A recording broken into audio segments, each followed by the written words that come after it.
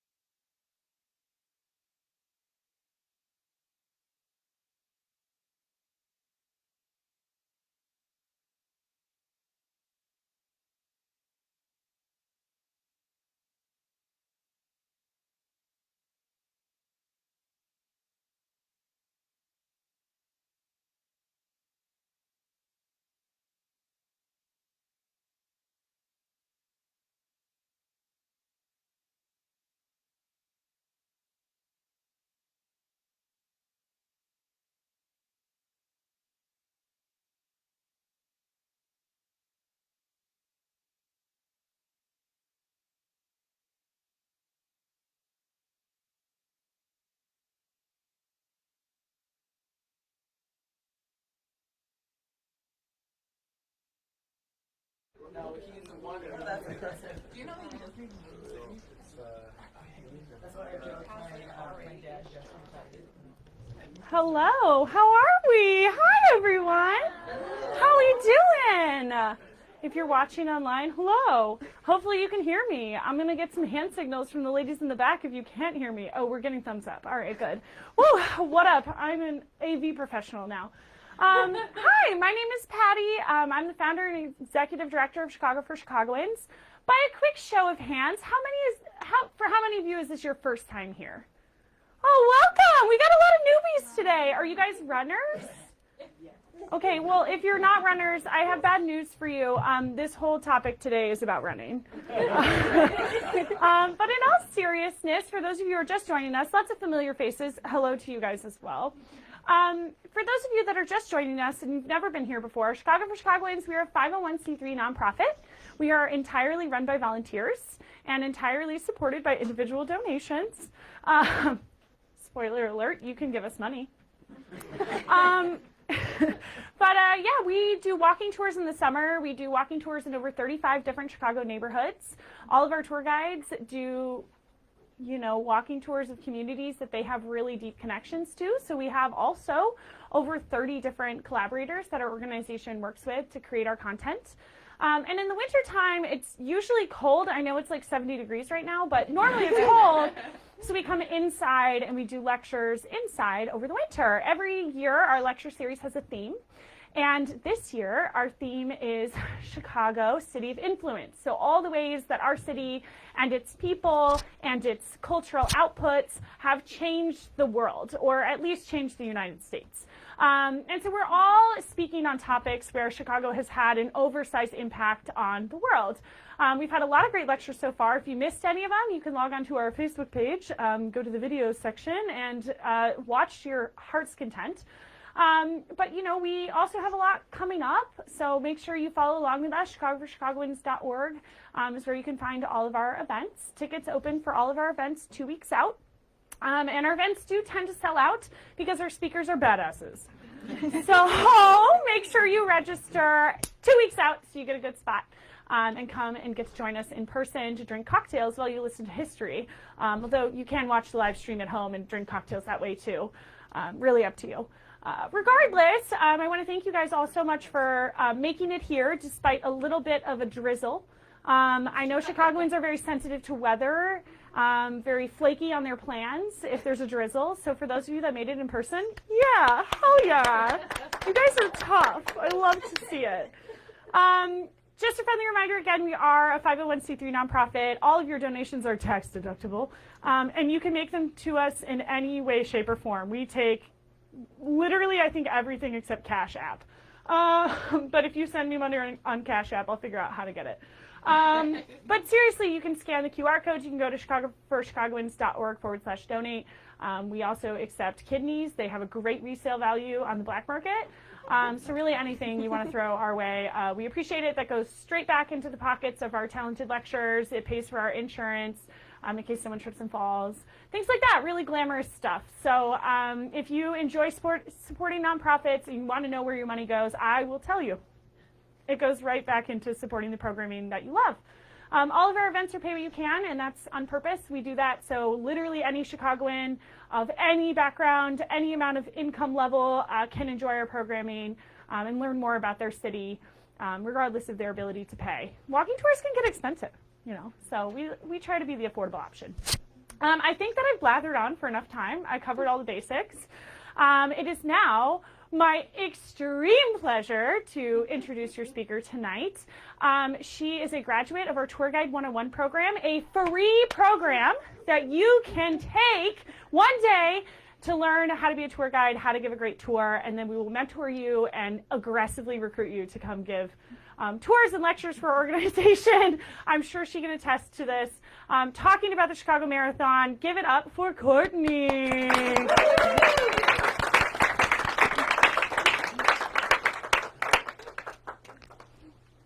Hi, everyone.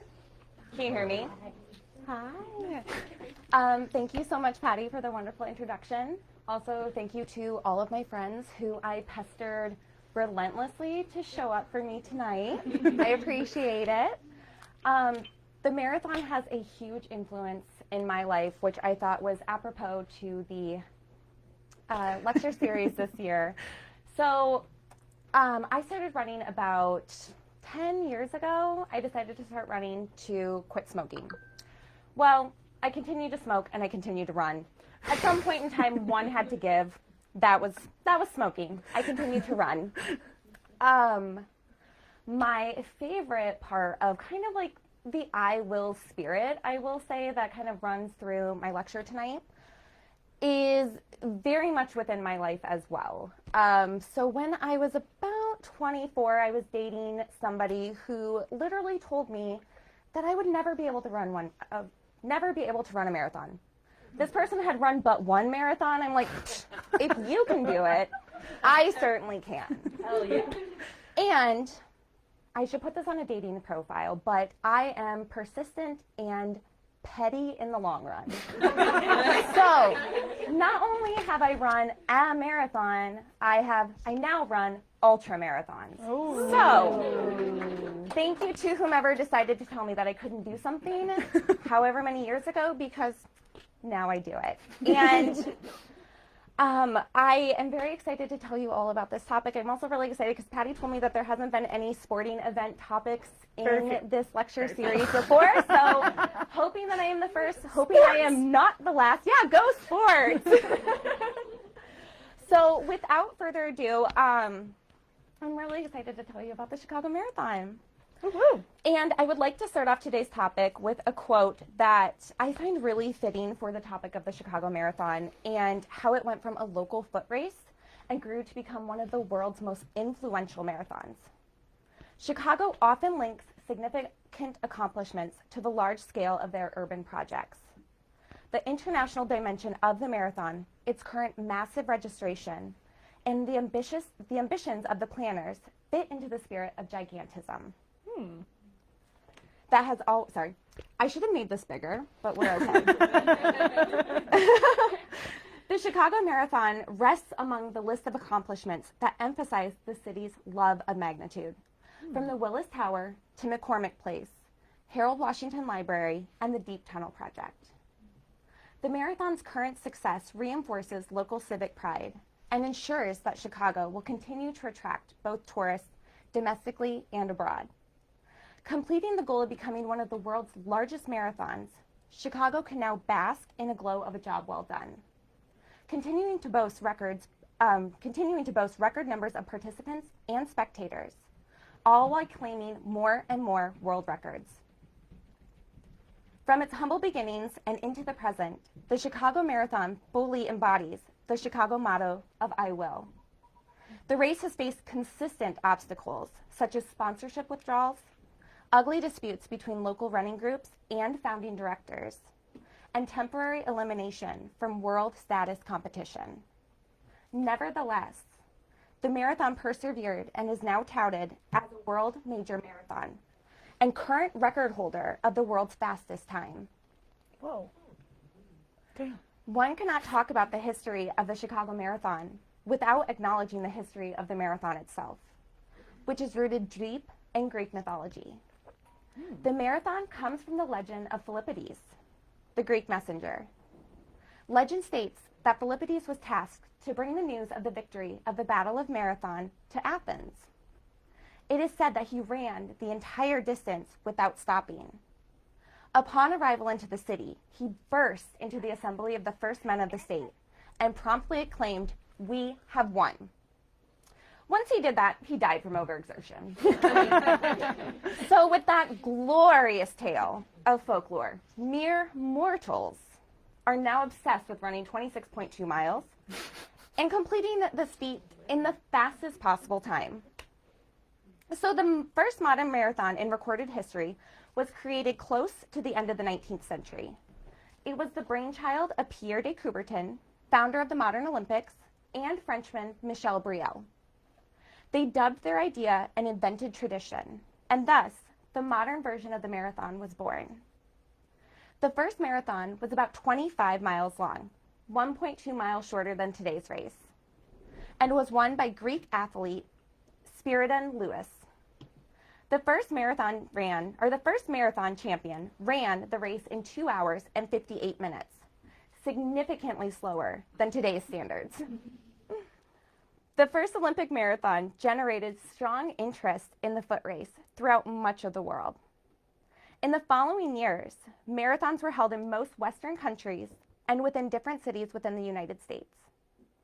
Chicago was one of these cities to ingratiate the foot race into its fold of athletic excellence. In 1905, the newly formed Illinois Athletic Club made the bold decision that Chicago would set the world standard for the marathon in terms of size, support, and athleticism, and epitomize everything our great city represented: character, strength, and the I will spirit. With these ideals in mind, the first marathon was held in Chicago on September 25th, 1905.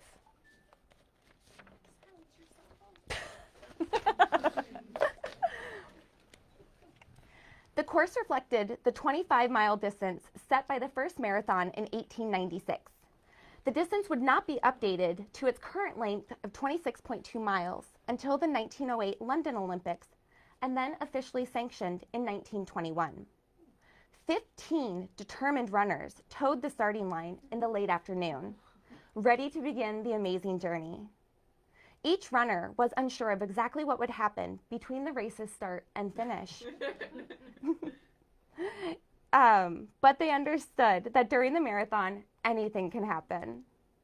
Among those ready to make history were Sidney Hatch, Albert Corey, a Chicago transplant and silver medal recipient for the marathon in the 1904 Olympic Games, race favorite Louis Marks, who hailed from New York, and Metzner, a member of the Illinois Athletic Club.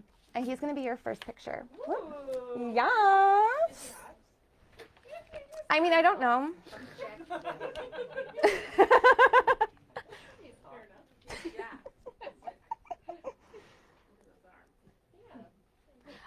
Evan.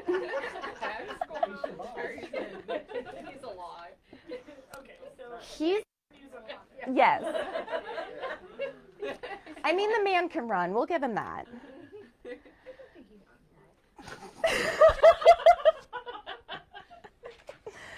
Oh.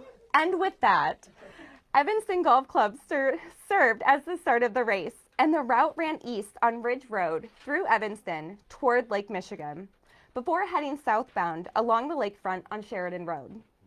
The route would take runners through neighborhoods including Lincoln Park and the South Loop, before ending in Washington Park. Approximately 10% of Chicago's population lined the route to witness history unfold. For 15 runners, 10% of the population, and this is what the starting, more or less the starting line looked like. Very spectacular. In the middle of the day. Yes. So immediately on starting, Lewis Marks sped into the lead position and maintained his lead through much of the race. The first half, Marks continued leading the pack, while Metzner opted to run a race balanced and conservatively. Unlike today's marathons, where all efforts are dispatched to ensure that the race is free of course interruptions, the 1905 race officials were aware of potential setbacks.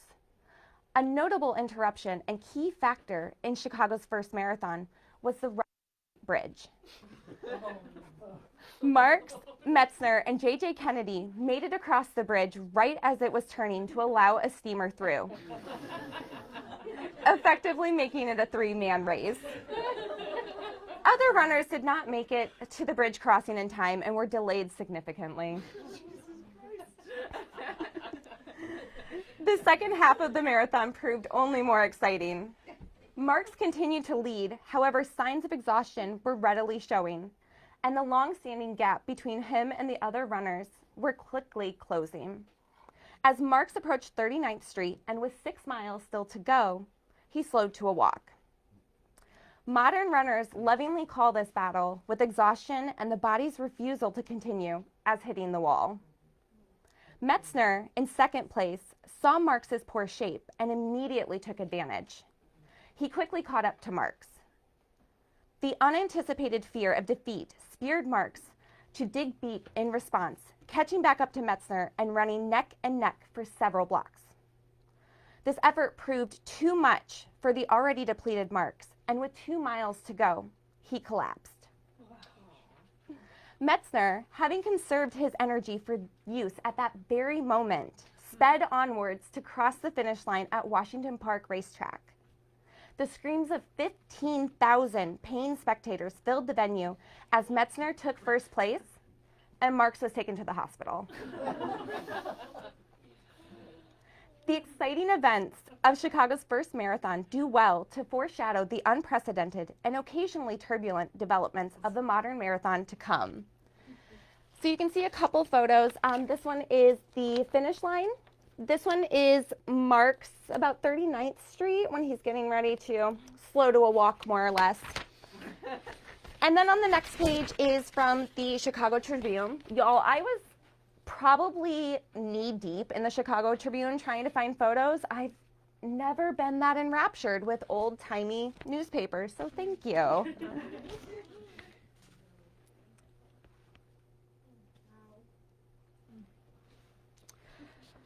The Chicago Marathon's history can be split into 2 distinct eras, the classic and the modern. The classic era extended from 1905 and into the early 1920s. It continued to be organized by the Illinois Athletic Club until 1909, when sponsorship was transferred to the Chicago Daily News. The newspaper took financial responsibility for the race until the 1920s. Sponsorship was not the only change experienced by the marathon within the classic era of racing. In 1906, the Illinois Athletic Club debuted a new route. The newly developed course started farther north in Ravinia Park and snaked southbound to follow several miles that are still routed today. And this is the starting line for Ravinia Park. A lot more people, yes. It finished at Grant Park in front of the former Illinois Athletic Building, currently the School of the Art Institute of Chicago at South 12 Michigan. I know, I find this hilarious because you said it in your speech last week. It was very coincidental, love it. As the years progressed, the Illinois Athletic Club became the gathering spot for tens of thousands of spectators to watch runners complete the race and for runners to enjoy the after-marathon festivities. The scene thoroughly resembles the current Chicago Marathon finish area at Columbus Drive and Balboa. What remained constant within the early years of the marathon were the upsets and the underdog victories. In 1907, just 2 years after the original marathon upset, another come-from-behind story made history. The victory was embodied forever in the Chicago Tribune headline, "Sleeping runner loses marathon. Lindquist trots 2 miles as somnambulist. Collapses mile from goal." So much collapsing. Like Marx, Lindquist hit the proverbial wall. He suffered from delirious exhaustion, possibly in part to the whiskey he was copiously consuming earlier in the race, and collapsed within the final miles. Literally, cheers.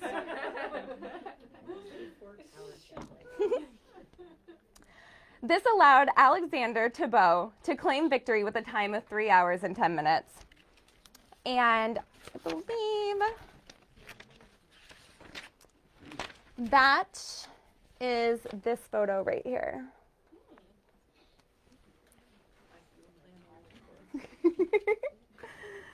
The 5th annual Chicago Marathon featured the largest group of runners in its history. However, the weather on October 2nd proved too challenging for most participants. The extreme temperatures sidelined many runners. Out of this historically large group, only 31 runners finished. Many also speculated that another cause to runners not finishing was that Chicago introduced 2 additional marathons that year, one in January and one in May. We do nothing small here, is what I find out. This, along with the heat, spelled disaster for many except 17-year-old marathon newcomer L.J. Pillavant. Pillavant persevered, crossed the finish line, and became the youngest winner of the race. Another historic marathon headline from the Chicago Tribune read, "Boy outraces 71 in IAC Chicago Marathon." Sadly, the classic era of the Chicago Marathon was sidelined in the early 1920s due to financial challenges and waning novelty. Nobody wanted to run anymore.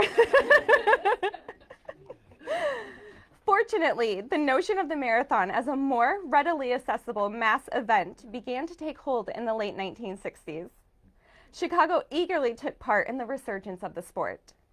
On September 25, 1977, the Mayor Daley Marathon, or the Chicago Marathon as we know it today, was born.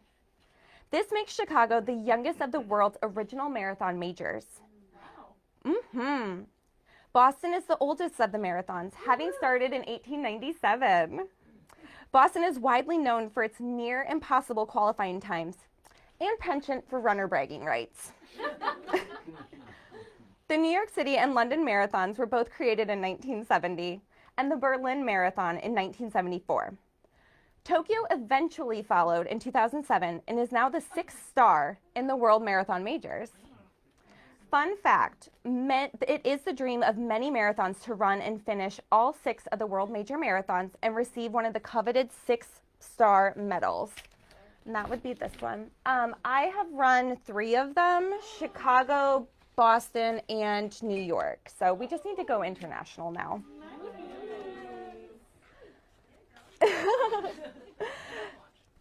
Yes, please. The Marathon Modern era grew out of a small group of running enthusiasts devoted to making the race a reality. Among them were Wayne Golder, YMCA Physical Education Director, Sharon Meyer, YMCA Women's Sports Director, and Wendell Miller, Midwest Masters Running Club founder.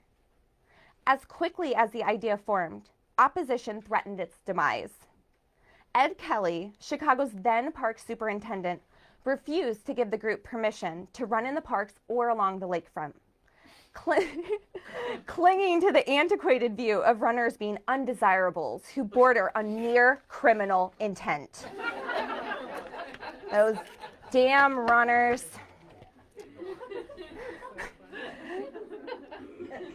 Kelly supposedly told the race organizers that there would be a marathon over my dead body. Ladies and gentlemen, Ed Kelly.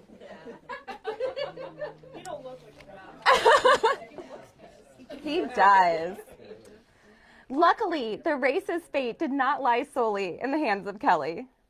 Golder and his group contacted Lee Flaherty, the owner of Flair Communications and fellow runner. Flaherty was politically connected and able to gain the support of Chicago's mayor, Richard J. Daley. Mayor Daley wanted to bring attention to Chicago through a new attraction, and I quote, "If he wanted a marathon in the city, he was going to have one." The mayor approved Flaherty and his team to take to the streets for the race, effectively bypassing Kelly. Unfortunately, Daley died before the marathon could be completed, but the spark it created was enough to intrigue his successor, Michael Bylandic. Bylandic approved the race, issued a permit, and told Kelly to go ahead with the marathon. Much like the original 1905 marathon, the modern era founders had no sponsor. This was a great surprise to Flair Communications owner, but not enough for him to rescind his help. When no sponsor came forward, Flaherty dug deep into his own pockets to provide the necessary funds needed. This proved to be a costly endeavor for the communications mogul. The marathon fell $65,000 short, and Flaherty paid the expenses. Despite the initial hurdles noted above, the Mayor Daley Marathon came into being. The marathon drew 4,200 runners to the starting line early that September morning and saw 2,128 finishers, and could boast, even then, about being one of the nation's largest marathons at its inception. The number of runners in 1977 was a far cry from the meager 15 participants who ran in 1905, and positioned the race to vie for dominance in the American running circuit, and later on as a powerful competitor internationally. No inaugural event should ever go without some sort of failure, and the marathon was no exception. According to the report in the New York Times, Daley's wife, Eleanor Sis Daley, was asked to fire the ceremonial cannon to start the race. She pulled the string and the cannon did not fire. Runners started anyway, and about 5 minutes later, the cannon erupted. Don't worry, it only left 3 people with minor injuries. Fine, it's fine. So literally the Chicago Marathon started off with a bang. We love it. And then there is a photo of our Lord and Savior, Lee Flaherty. Without him, the marathon would not be here. The camaraderie and idealism underscored by the first modern marathon quickly fell away in the planning stages of Chicago's 1978 event, which I just have to let you know, this is from 1978. It came from, sorry, my shirt is from 1978. It came from somebody's damp basement, but it's the best $15 that I've ever spent. So we're very excited about it. And we washed it. The year's marathon illustrated undeniable tensions between runners and business sponsorship, with the bitter taste of having to cover the substantial costs the year prior and likely having to foot the bill again. Lee Flaherty proposed raising the cost of the marathon admission from $5 to $10. And for all of those who are interested, the 2024 entry fee for the Chicago Marathon is $240 for U.S. residents. That is 24 times more expensive than the proposed increase by Flaherty. Flaherty also proposed moving the start time from 8:30 in the morning to 10:30 to try and garner more public spectatorship. This caused discernible clash of interests for running idealists.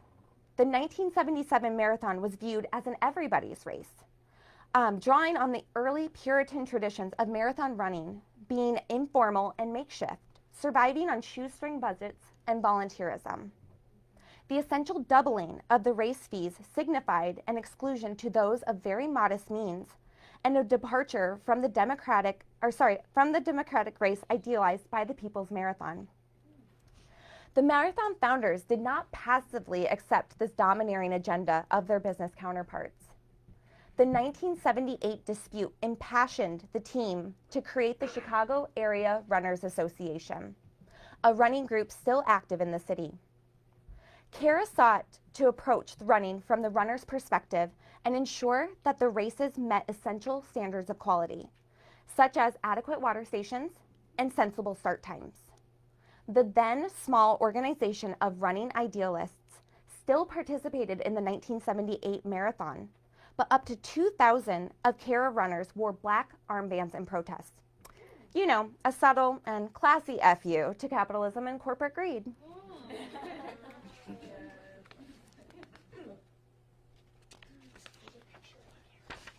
There is. Right? I know, we have colored photos.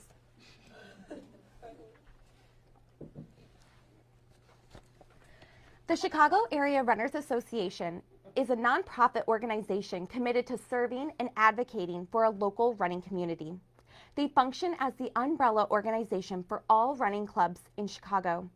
CARA essentially is Chicagoland's flagship running club. Its mission is to provide accessible opportunities for all runners to train, learn, be social, and volunteer. And this mission continues to follow the same core beliefs set standard by the former CEO, David Pratt. Despite the rift between CARA and the Chicago Marathon that endured for more than a decade, mutual interests eventually led them to cooperate. Intervention by race director Carrie Pinkowski, who we will talk about more later, led to the dramatic improvement in race relations.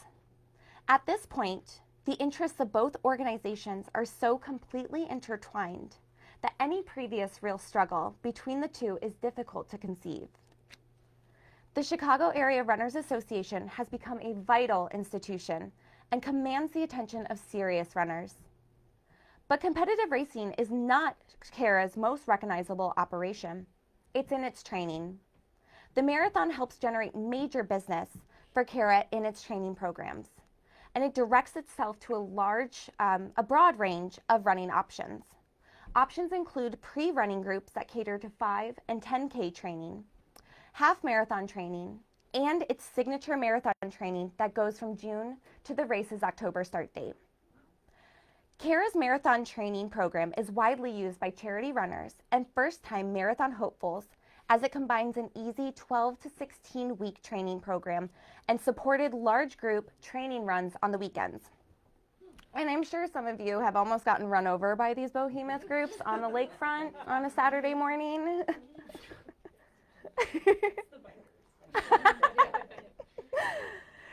Since its inception in 1978, CARA now boasts a membership of over 11,000 runners.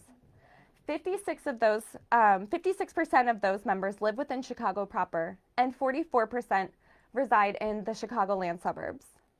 The average age of a CARA member is 39, while new members age around 32. And the organization is split between male and female runners, split evenly between male and female runners, but there is a noticeable recent trend of newer runners being female. So yay! Go feminism! The birth of the Chicago Area Runners Association, though ignited by discord, has been mutually beneficial for many years. The wide span of the CARA community and its multi-level organizational support are associated with nearly every aspect of the marathon's success. The present partnership is displayed through CARA's enormous growth from the marathon-related training, and the marathon getting much of its local people power and civic passion from the running group. The message of unity and urban solidarity differs from the common sports communication that typically pits cities against one another or divides opposing neighborhoods like the Cubs and the White Sox. The marathon, especially within its CARA partnership, stresses harmony and working in unison to accomplish a large and challenging goal year after year. And yeah, we already saw the photo. Fantastic. We're going to talk about sponsorship and how that has sucked. So another obstacle overcome by the Chicago Marathon was sponsorship. As noted earlier, failure to secure sponsors for the first 2 years caused Lee Flaherty to pay for the costly event himself. This led to differences in the race's structure and created a rift between runners and the business partners. But thankfully, the marathon's luck changed in 1979, in time for the race's third year. Beatrice Foods became the official sponsor of the 1979 Chicago Marathon, providing the deep pockets needed to ensure the race's financial stability. In addition to a change in sponsorship, the marathon also experienced a rebranding and a change in name. Newly appointed Mayor Jane Byrne wanted a race that presented Chicago as an international city. Thus, the marathon was renamed America's Marathon. Not pretentious at all. Unfortunately, the deep-pocketed sponsorship and grandiose new name did little to boost the recognition of the marathon. Chicago was not yet a world-class marathon in terms of performance. However, the appointment of race director Bob Bright in 1982 catapulted Chicago into the world racing scene. Bright, who was later removed from his position for misappropriation, we'll get to that soon, had the necessary funds at the time to greatly enhance the race's prize money and recruit top athletes. Chicago debuted its newfound athletic performance with winners Greg Meyer and Nancy Cortez. And, oh, we forgot, we have beautiful race swag for America's Marathon. And the next page is Greg Meyer, and he is running with Lee Flaherty. And then on the next page is Nancy Cortez running during the race. Meyer won with a time of 2 hours, 10 minutes, and 59 seconds, and was the last American-born male to win the race for 35 years. This was until Oregon-born Galen Rupp took first place in 2017 with a time of 2 hours, 9 minutes, and 20 seconds. And this is Galen in 2017.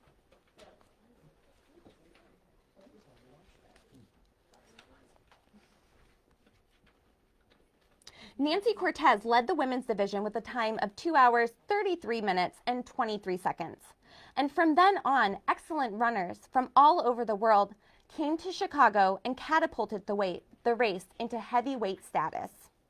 This is seen in 1984 with an increase in prize money and dramatic finish time that shattered the world record. Sponsor Beatrice Foods doubled the prize purse to $250,000. Exceeding New York City's amount. Yeah. As a saying thank you, Steve Jones, a Welsh plane mechanic, broke the world record in 2 hours, 8 minutes, and 5 seconds, securing his short-lived spot in running history as his time was beaten only 1 month later. This was the first of 6 world record times for the Chicago Marathon, happening in 1984, 1999, 2001, 2002, 2019, and most recently in 2023. So this is the first world record in 1984 for the Beatrice Foods Marathon with Steve Jones. And then this photo down here I thought was very appropriate. It's Steve Jones just wearing an I Will Chicago Marathon shirt. Apropos to today. The marathon, under the direction of Bob Bright and Beatrice Foods, continued on an upward trajectory for several more years. They put on an exciting race in 1985 with Steve Jones missing his own record by only 2 seconds. And Joan Benoit Samuelson setting the course record with a time of 2 hours, 21 minutes, and 21 seconds that stood unbroken for 18 years until 2003. Benoit acknowledged the marathon's dramatic transformation in an interview after her 1985 victory, stating that Beatrice has turned America's marathon into the world's marathon. This is where the competition is. And this is Joan. I'm going to say that I'm more impressed that she can drink water while running more than I am with her getting a course record, because damn, that is really hard to drink and run. It's like people hot on your heels. I don't know how much is actually getting in her mouth. You just According to the photo, not much. However, bad news was just over the horizon. Beatrice Foods dropped America's Marathon in favor of sponsoring the Weston Open golf tournament. We have no idea why. Golf. This meant significant obstacles for the race. Corporate sponsorship allowed a class of international professional athletes to flourish. And without the capital to draw in elite runners, Chicago was no different than any other emerging marathon. And this results from a phenomenon of the marathon simultaneously being a mass participation event and a professional sport. Essentially, the marathon is a dual race. Masses of amateurs running in the thousands and a small handful of elite men and women vying for placement and prize money. The steady stream of capital makes the coexistence possible, allowing it to both be a minority competition and mass happening. The drop caused the Chicago Marathon to be eliminated from the world status competition, and in 1987, the race literally ceased to exist. Yeah, goodbye. Fortunately, this setback only lasted 1 year. Chicago was revived immediately in 1988, in terms of financial banking and its second modern rebranding. Heilman Brewing Company took over, and the race became the old-style Chicago Marathon. Yeah. And this is beautiful rebranding. Yes, it all comes full circle.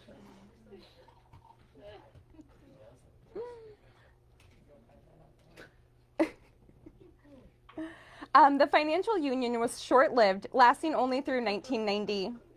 Discord surged between race founder Lee Flaherty, Heilman Brewing Company, and the then race director Bob Bright. Heilman was suffering from the collapse of its empire and knew they could not sponsor the race much longer. Additionally, Flaherty accused race director Bob Bright of financial malfeasance during his tenure.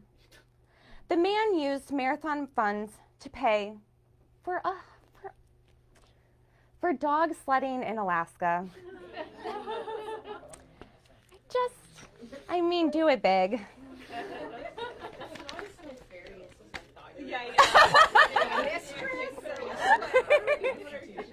Dogs, the man wanted dogs.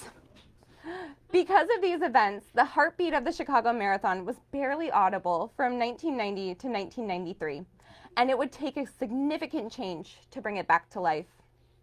One of the significant changes occurred in 1990 with the appointment of race director Carrie Pinkowski. Pinkowski quickly became a part of the Chicago Marathon. Carrie is a Midwestern native from Hammond, Indiana, and is an avid runner himself. He had dreams of becoming a professional runner and was sponsored by Nike in the 1980s. Pinkowski was already familiar with the Chicago Marathon before taking over, as he had run the race in 1983. He continues to oversee the marathon as executive director some 30 years later, but the initial introduction to the race was less than ideal for the fledgling race director. The 1990 marathon saw their budgets cut by half and few relationships with local running community. And this is Carrie. He is standing next to his honorary street name, which is Carrie Pinkowski Drive, and that's located on Monroe and Columbus Drive.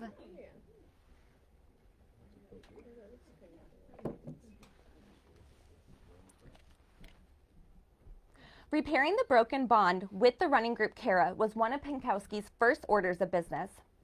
Since financial hardship caused the race to drop from the competition, Pinkowski focused his efforts on grassroots collaboration. He succeeded in forging a partnership with Cara for the second time, but at a cost to his reputation and the race's elite performance.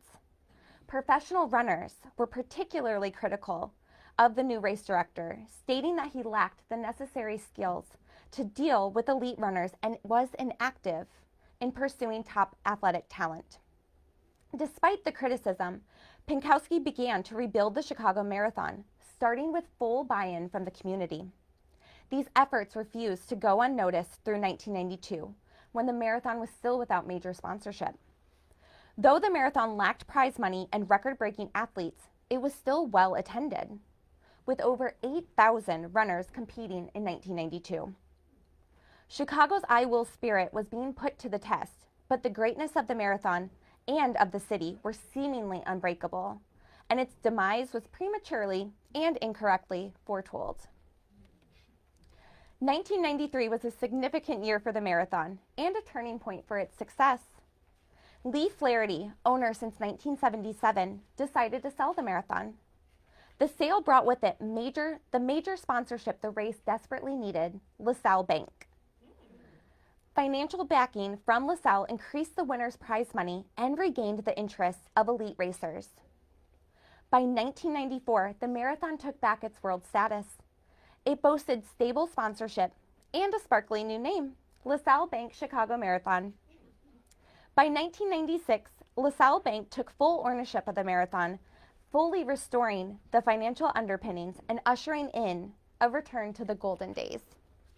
So this is the, I believe, third rebranding to the LaSalle Bank. After old style. Yeah. You should cheer to that. Oh my gosh! Salud! Well, on that note, let's talk about 1998. So 1998's marathon came with two notable occurrences, one good and the other tragic. Oh. Yeah. The race's marathon introduced the use of the championship, a new device in running that guaranteed accurate running times and kept the race on the forefront of technology. The chip attached to the runner's shoe allowed participants to know their actual time to complete the course, instead of from the official start of the race. This was a major improvement for the marathon, as its growth was over 12,000 participants, and runners waited several minutes to cross the starting line before the race after the race had officially begun. So, this is the championship that goes on your shoe that tells you how fast or how long or whatever your time is, whatever you really want to know.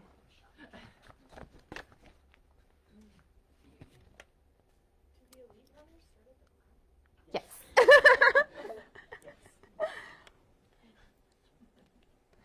The 1998 race unfortunately also witnessed its first death.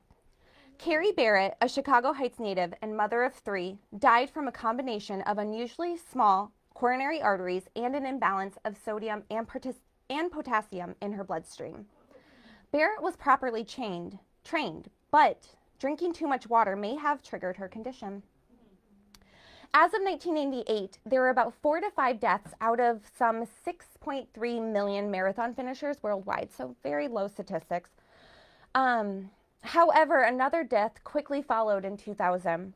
Veteran runner Dan Towns from Edmond, Oklahoma, collapsed shortly after passing the 20-mile mark.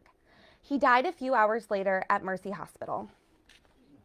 Since then, the Chicago Marathon has experienced 4 additional fatalities. Luke Roach in 2001, Rachel Townsend in 2003, Chad Schreiber in 2007, and William Cavanis in 2011. That's all that I could find. That's enough. Now we'll go back to talking about the marathon. Popularity for the marathon continued to increase, making Chicago the fastest growing marathon at that time and an incontestable fast marathon course.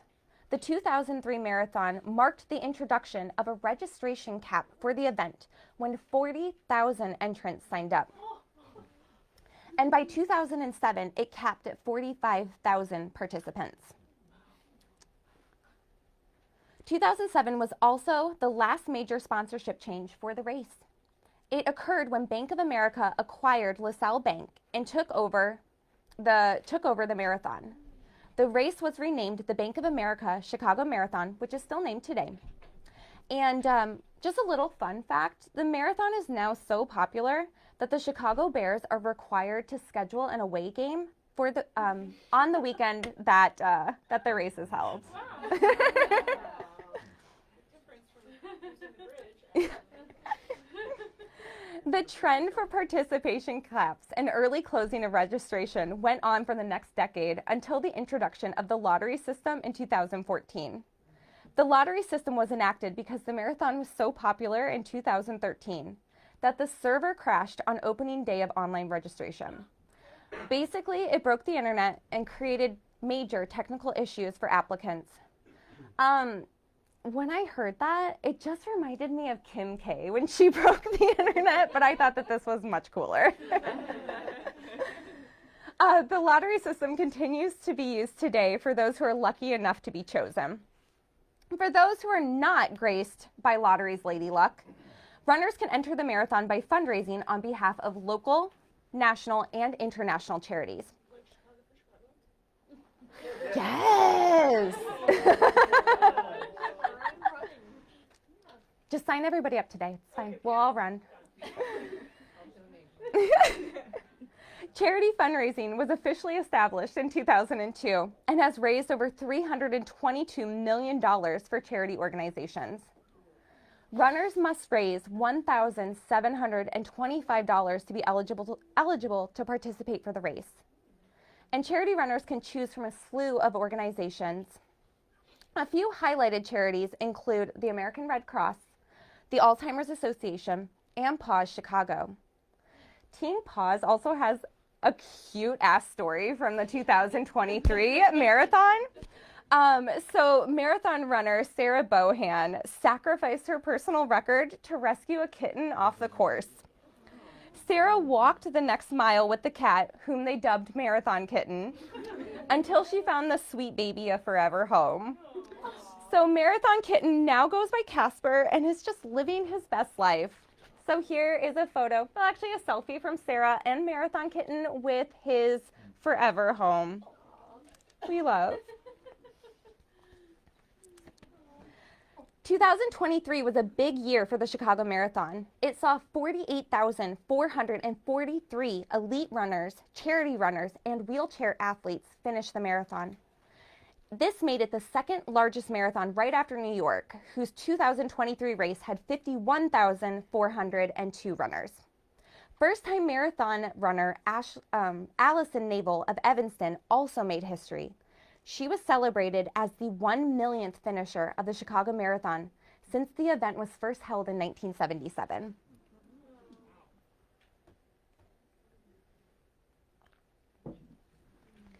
Pinkowski felt that Chicago was exceptionally well suited for success. Its geographic location in the center of the Midwest was ideal. The start and finish line venue of Grant Park was both beautiful and spacious, and the diverse neighborhoods made the route appealing. Also, the course was flat and fast. The one thing missing that Pinkowski knew was essential to the marathon was a strong, enduring association with volunteers. Marathon volunteers are often individuals who have a real intrinsic connection to the sport. They clearly understand the effort that goes into the marathon and truly enjoy being a part of it. Pinkowski feels that the Chicago embraces the mindset of Midwestern helpfulness, and runners outside of Chicago confirm this, stating that the enthusiasm from volunteers propelled them to keep going, even when the race felt difficult.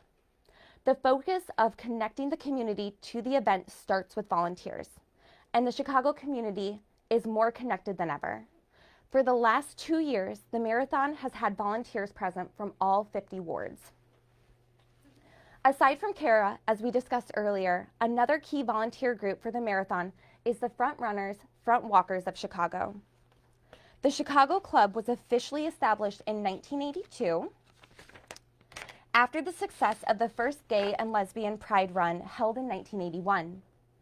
Front Runners, which is the official running and walking club of Chicago's LGBTQ+ community, and it began its long-standing association with the marathon in 1990. It started by manning the aid station on Broadway and Melrose in Boys Town. The Front Runners water station has become legendary and garnered worldwide publicity.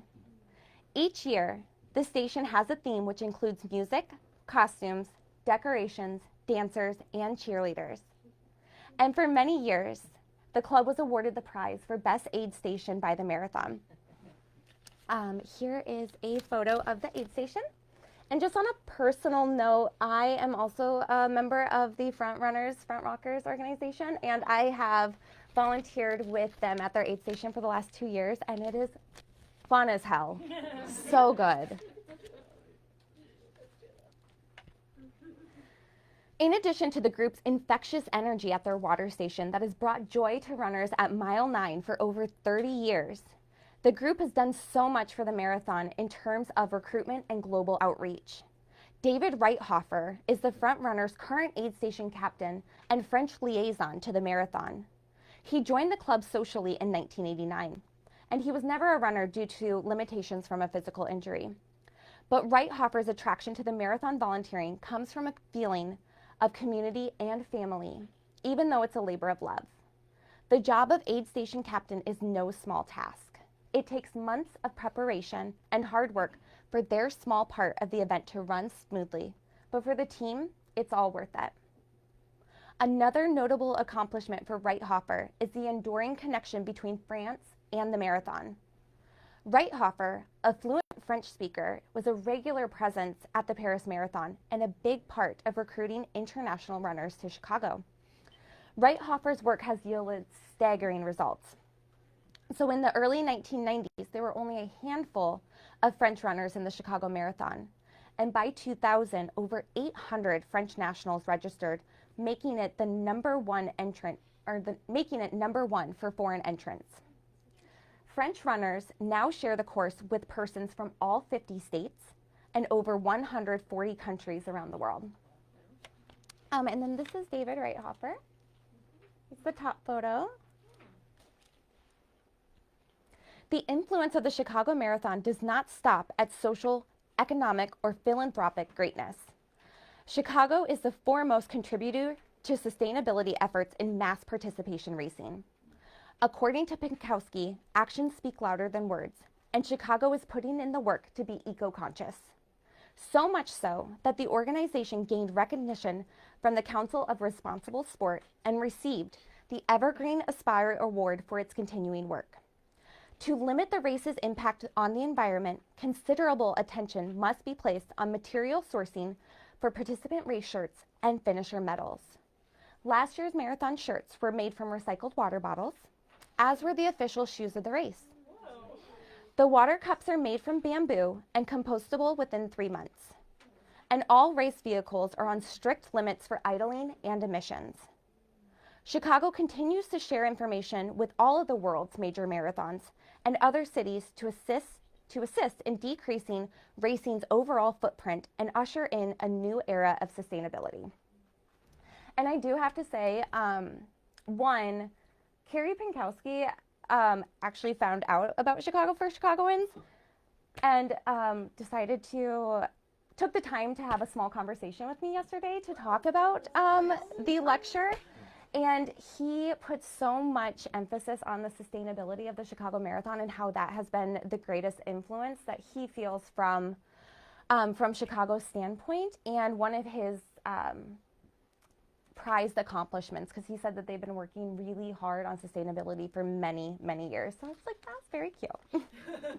Love it. So what does the lead up to the Chicago Marathon look like for a runner? Aside from months of training required for the arduous task of running 26.2 miles, runners have a long checklist to complete before they even step up to the running line. An important item on the list is to know the course. The marathon course is a stage with which runners perform. And the point of this journey is not just to finish, but to get the most out of the experience. The route has changed many times since its inception, and all for the event's benefit. It is an unparalleled city showcase of the best that Chicago has to offer, including distinctive neighborhoods, enthusiastic spectators, and the spirit of the community throughout the entire city. The 1905 marathon did not start in Chicago proper, rather taking place at Evanston Golf Course and heading south along the lake to finish in Washington Park. The route was changed the following year to start at Ravinia and end in Grant Park. 1903, Grant Park also became the marathon starting place, and it has remained synonymous with the race's start. Aside from a few years within the era of the Mayor Daley Marathon, when it began in the Loop near the Daley Center. And the current Chicago Marathon begins its journey on Columbus Avenue and travels through 29 neighborhoods in the city. It followed in the footsteps of New York City, where they bring the course to the people. And this adaptation allowed more Chicago residents to easily watch the event and increased spectator turnout to over 1.7 million in 2023. So the next couple photos, you can see this is the 1905 race course, and then the one next to it is the current course, or the 2023.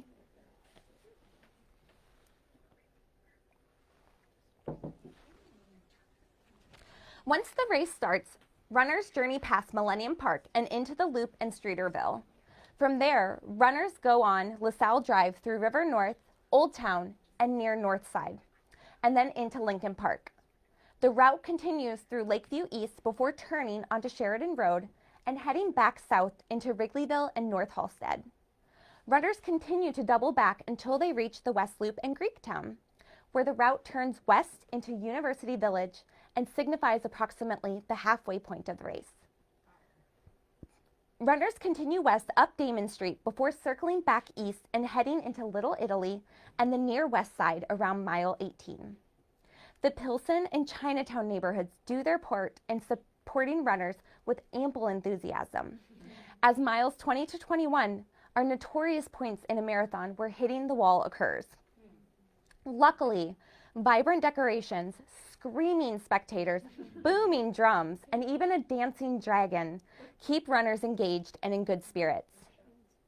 Miles 22 and 23 continue to the furthest southern point of the course at 35th Street, through the Douglas neighborhood and within view of Guaranteed Rate Field. The turnaround at 35th Street signifies the last 5K, or 3.1 miles, of the course and takes runners back north on Michigan Avenue toward the finish line.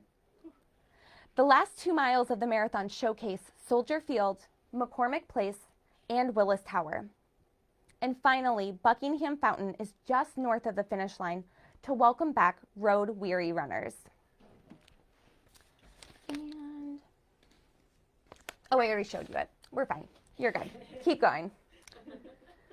When the Chicago Marathon was revived in 1977, organizers had a vision that it would be the people's marathon.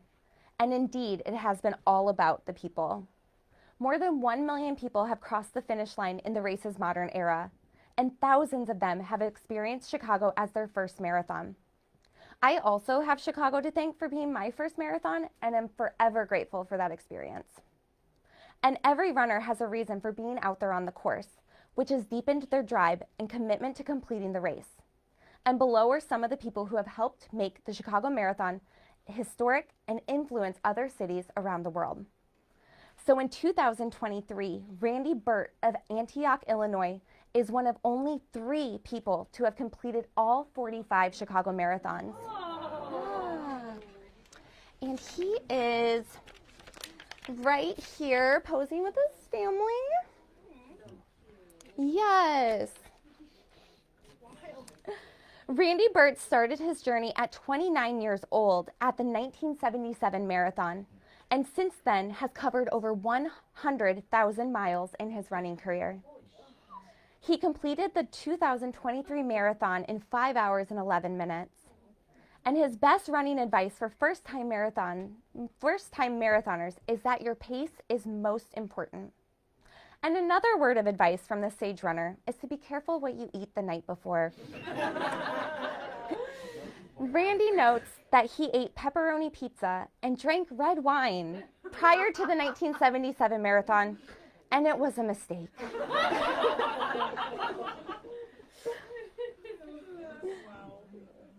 Khalid Kanuchi also claims notoriety in the Chicago Marathon as the only runner to win 4 times. Kanuchi, a Moroccan-born American, broke tape at the race in 1997, 1999, 2000, and 2002, and set the world record marathon time in 1999 with a time of 2 hours, 5 minutes, and 42 seconds. This record stood for 3 years before Cannucci broke his own record at the London Marathon in 2002. He then came back to win Chicago mere months later. This man is on fire. However, Cannucci retired from long-distance racing in 2012 due to an ongoing injury in his foot. And this is him winning the Chicago Marathon and his one of his world record times. Joan Benoit Samuelson and Dina Castor, we'll just hear it for the girlies, are also both notable women in the history of the Chicago Marathon. Joan Benoit, a marathon runner from Maine, dominated the 1985 Chicago Marathon and set the U.S. record, which stood for 18 years.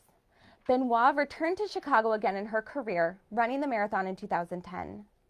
Notably, the runner who broke Benoit's record was also a winner of the Chicago Marathon. Dina Castor, a Chicago native, won the marathon in 2005 with a time of 2 hours, 21 minutes. She's really fast.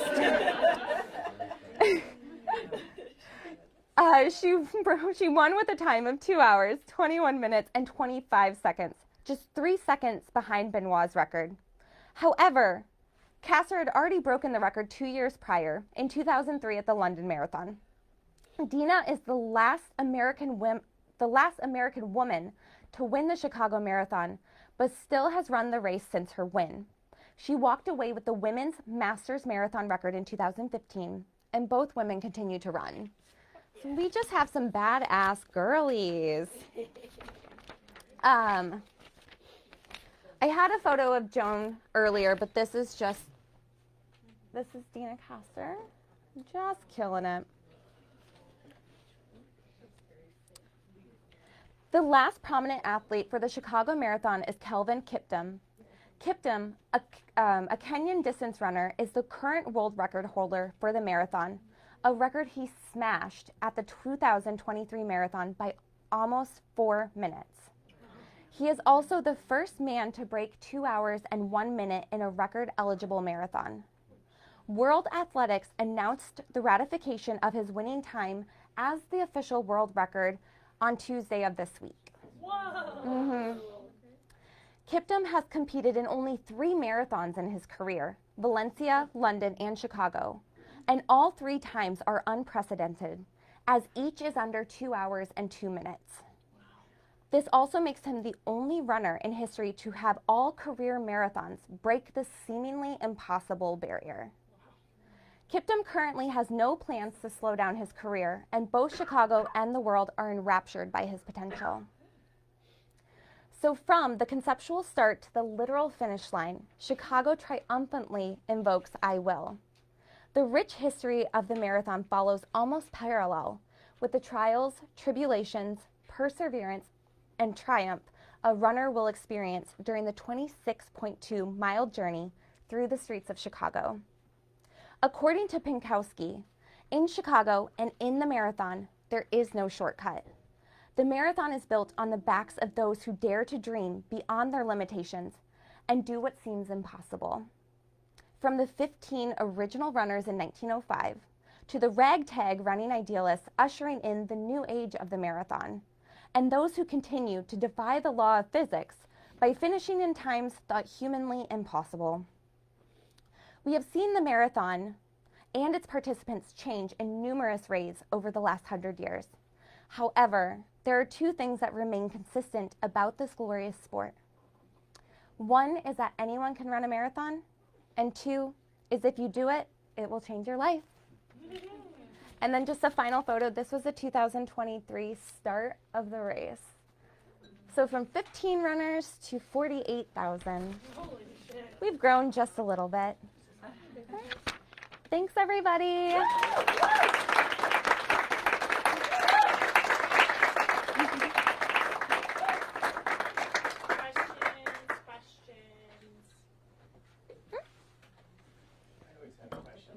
That's okay. Great presentation. Thank you so much. Thank you. Really appreciate the information. Just a fun fact, I registered the year where it shut down the internet. And the fun thing about that was it crashed right after you put your credit card information in. And the way you found out if you got in was whether or not the chart showed up on your credit card. Because they had basically turned off the website. Oh my and gosh. they're like, we're gonna take this down for a few weeks and figure out what's going on. So that was a fun thing. And the only other fun thing is they're currently looking at a 7th star too. So either Interesting. Sydney, Cape Town, or a race in China, Chengdu or something like that. So Very cool. evolving sport. Not a question, just a comment. Questions? Yes. Oh, sorry. No, go ahead. You mentioned sustainability. Do you know if there is more done regarding that? I'm always concerned with how much trash is produced. Repeat the question. Yes, so the question was if there's more that has been done for sustainability. And yes, so in my volunteer experience with it, they are required to compost, to recycle, and to trash. So there's minimal amount that they actually throw into the landfill. They try as much as possible to recycle and to compost. All of the materials used are sourced responsibly, and trying to think what else they said. That's all I can think of at the moment. But yeah, they're at the leading forefront of it, and he listed off like 7,000 things, and I only picked up on 3 of them. Yes. So I know that you said that women didn't join until later, but were they like officially banned? No, so they weren't officially banned. I guess it just was not something that women. I don't know. I think it was more just like a man's sport, and because it was the Illinois Athletic Club, and I probably need to research this more. So just yeah, it was a club for men. So I think the club for men hosted men-only sports. In Boston, they were actually banned. Oh wow! Watch Spears. Yes, yes. Catherine Switzer, y'all. I have an internet question. Yes. One of your many supportive fans online says, wants to know what happened to Marks. He was taken to the hospital, he collapsed, he wanted to know, did he die? Like, fill the DVDs.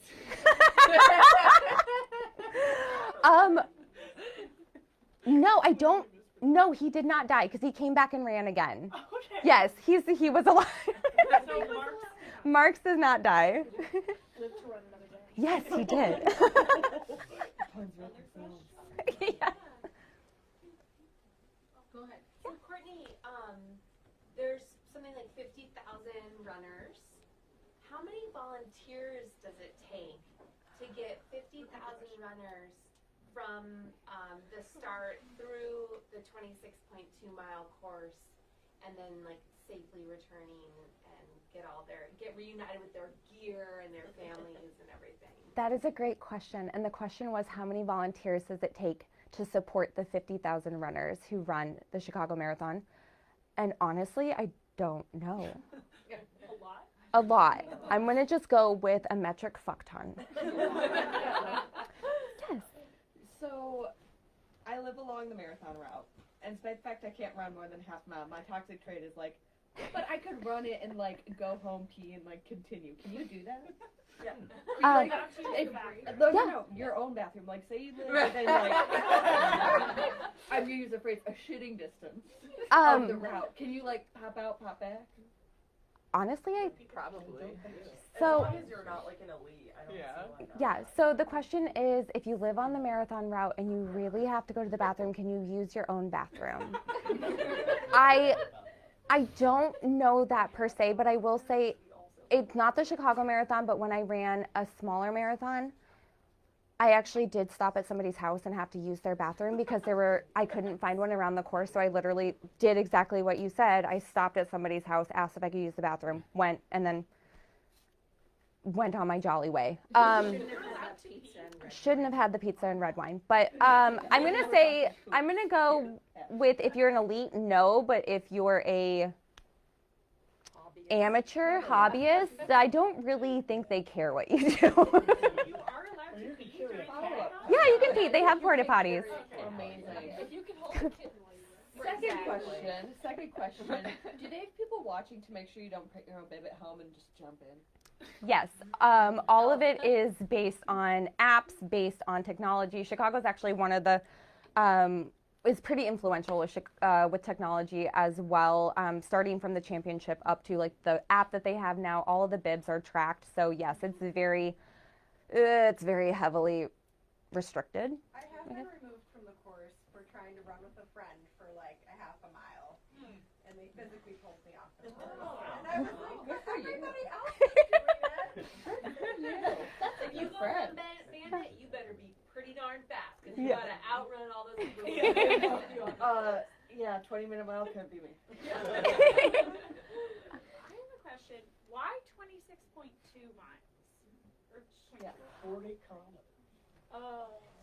Okay, yes, I did have, I know this and I'm probably going to butcher it, so I do apologize. It absolutely has something to do with the 1908 Olympic marathons and it being like some sort of something with the royal family.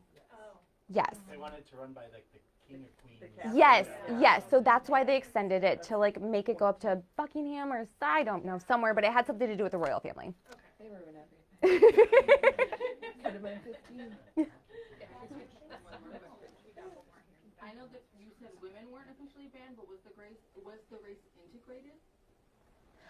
I know, was the race integrated? I'm not sure about the 1905. I know the 1977. Since then, it has been integrated. First one, probably not. Yeah.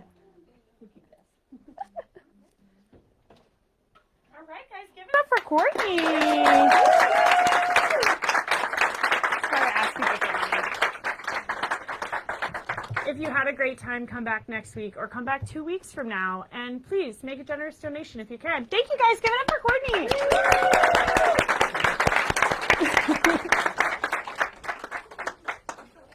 No one on the internet's watching you anymore.